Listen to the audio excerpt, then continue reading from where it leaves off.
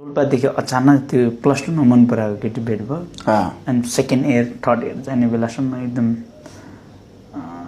लभसपका कुराहरू गर्यो फिल्म हेऱ्यो यताउता गर्यो रोल्पा फोन नलाग्ने पछि फोन गर्ने बेला फोन अफ छ माघ महिनामा बल्ल फोन लाग्यो फोन उठाएर रुन्छ के भएको मङ्सिरमा बिहा गरिसक्यो अनि के भन्छ अब मलाई भगा भन्छ अर्को बुढी भगा के भन्छ समस्या चाहिँ के भयो भने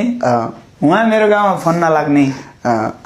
अनि त्यो बेलामा घरमा सबै भनेको रे अनि यस्तो यस्तो केटा हो दुःख गरिरहेको केटा हो मेरो बोयफ्रेन्ड छ भने ए त्योसँग त दुःख पाउँछ भने मङ्सिर महिनामा घर गए बेला बिहा गर्दै रहेछन् मलाई त्यो बेलामा फोन लागेको भए चाहिँ अब म जग्गेबाट नभागी पनि अघिल्लो